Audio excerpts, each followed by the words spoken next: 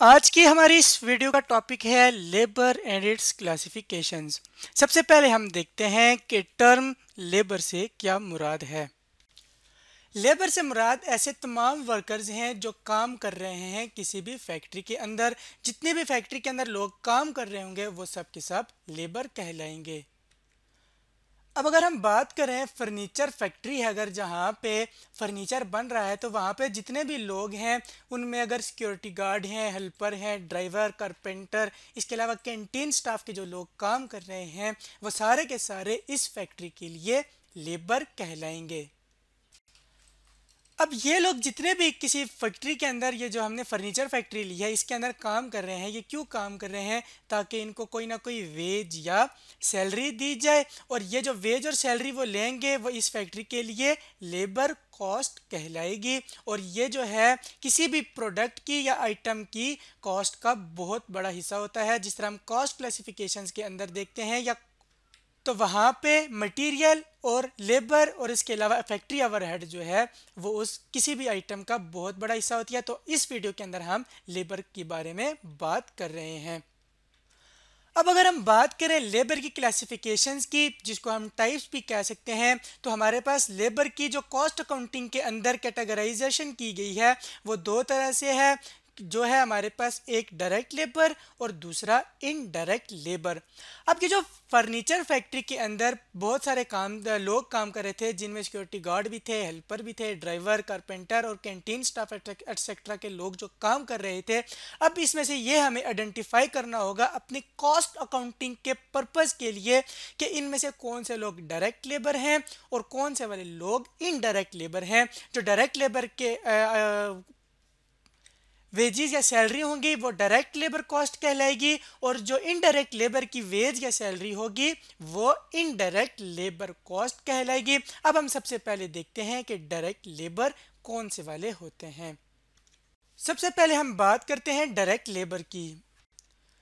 तो इसमें हम देख रहे हैं कि डायरेक्ट लेबर के अंदर कौन से लोग आएंगे जो एक्चुअली क्या करेंगे, कन्वर्ट करेंगे रॉ मटेरियल को किस में, फिनिश गुड के अंदर। यानी वो तमाम लोग जो रॉ मटेरियल फर्नीचर फैक्ट्री के केस में अगर लकड़ी है उसको कन्वर्ट करेंगे फिनिश गुड के अंदर, यानी फर्नीचर के अंदर। जो लोग फर्नीचर बनाने में डायरेक्टली इन्वॉल्व होंगे वो इस फर्नीचर फैक्ट्री के लिए डायरेक्ट लेबर कहलाएंगे, और उन लोगों को जो पैसे दिए जाएंगे या उनको वेज या सैलरी दी जाएगी वो इस फर्नीचर फैक्ट्री के लिए डायरेक्ट लेबर कॉस्ट कहलाएगी। अब इस फर्नीचर फैक्ट्री के अंदर कौन से लोग लकड़ी के ऊपर काम कर रहे होंगे, डायरेक्ट, और फर्नीचर बना रहे होंगे, जिसमें कारपेंटर हो सकता है। वो पहले लकड़ी को काटेगा, लकड़ी को काटने के बाद उसको फर्नीचर की जो शेप होगी उसके अंदर कन्वर्ट करेगा, तो वो डायरेक्ट लेबर होगा। और उस जो कारपेंटर होगा उसको जो मुआवजा दिया जाएगा या वेज दी जाएगी वो फर्नीचर फैक्ट्री के लिए डायरेक्ट लेबर कॉस्ट की कैटेगरी के अंदर फॉल करेगी। अब हम देखते हैं कि इनडायरेक्ट लेबर कौन सी होती है। अगर हम बात करें इनडायरेक्ट लेबर की, तो वो ऐसे लोग होते हैं जो ये मेक श्योर करते हैं कि जो प्रोडक्शन है वो स्मूथली रन करे।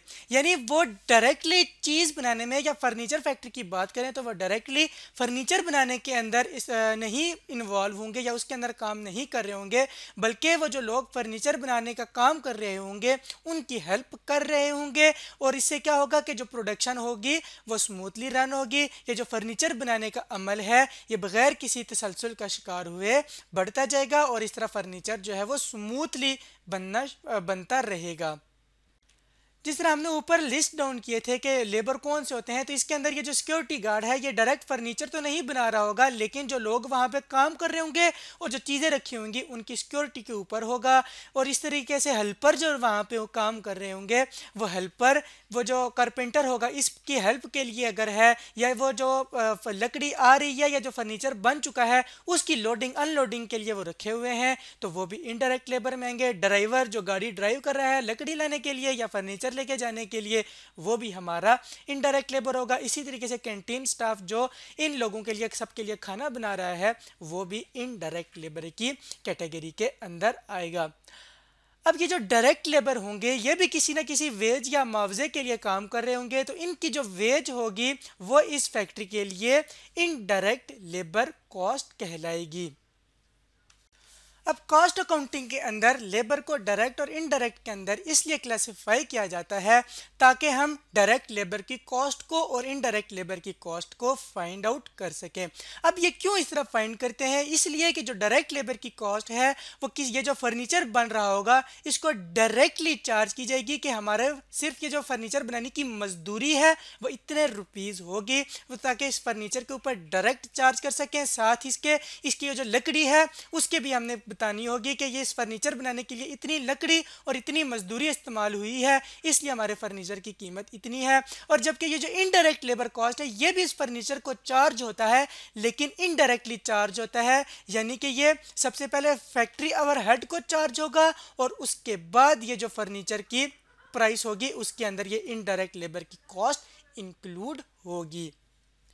तो आज के इस वीडियो के अंदर हमने बात की है लेबर की और इसकी क्लासिफिकेशंस की।